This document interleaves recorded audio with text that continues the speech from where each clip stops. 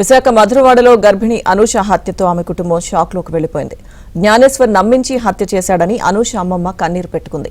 జ్ఞానేశ్వర్పై తమకు అనుమానం వచ్చేలా ఎప్పుడూ ప్రవర్తించలేదని, పక్క గదిలో ఉన్న తమకు ఏమాత్రం తెలియకుండా గుట్టుచప్పుడు కాకుండా చంపేశాడంటూ ఆవేదన వ్యక్తం చేశారు.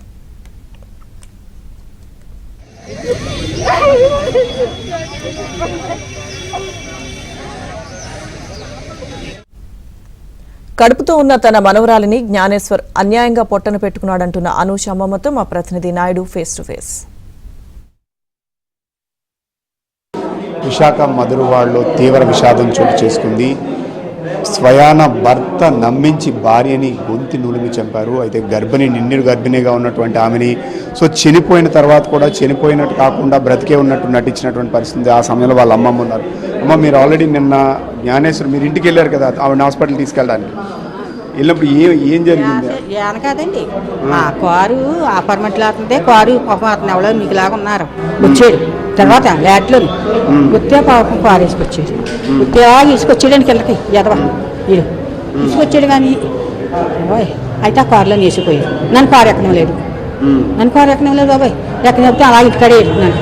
ఏడ్చి తీసుకెళ్ళాడు. అతను వచ్చేసాడు. మళ్ళీ బాబు ఎలా ఉందంటే నాకు హాస్పిటల్ ఆ డాక్టర్ గారు లేదు, ఇంకా హాస్పిటల్ తీసుకెళ్ళాను, నేను వచ్చేసానండి అన్నారు. బాబు ఎలా ఉంది బాబు అంటే బాగానే ఉందన్నాను. అని బాబు పోలే బాబాయ్ నేను ముగ్గెట్టుకున్నాను. బాగుందండి బాబాయ్, దేవుడు ఉన్నాడమ్మాయి అని నేను అనుకున్నాను. హాస్పిటల్ తీసుకెళ్ళిన తర్వాత కూడా బాగుందనే చెప్పాడండి.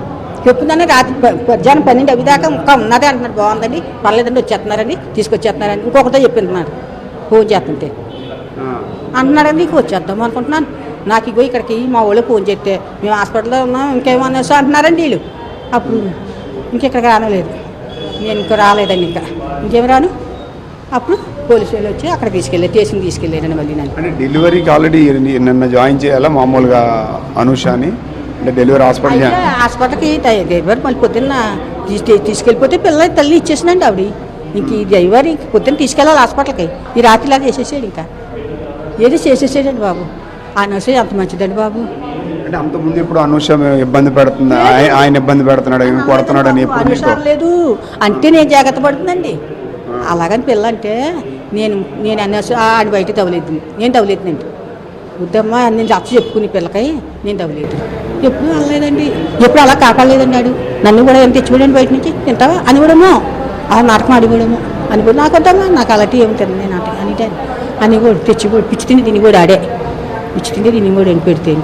అంతేగాని చుట్టూ వెళ్తున్నాను కానీ మరి అలా చేసుకున్నాడేటి, ఇలా చేసేస్తాడని నేను కల్లా అనుకోలేదండి.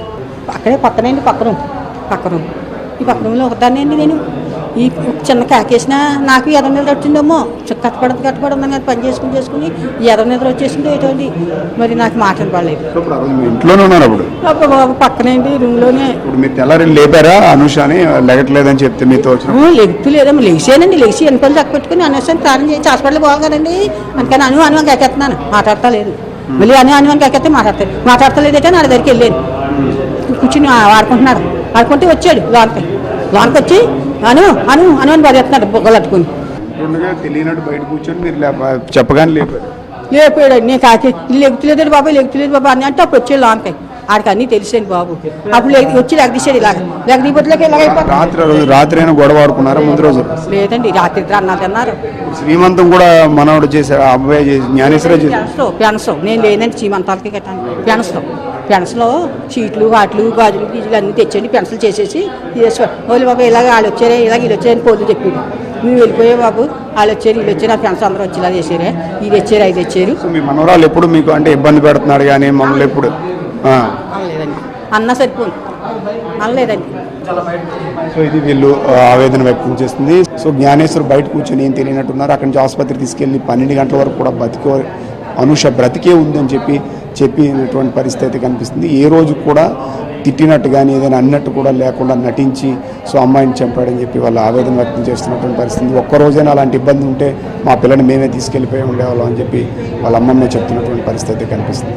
విజయన్ సంతోష్ నాయుడు, విశాఖపట్నం.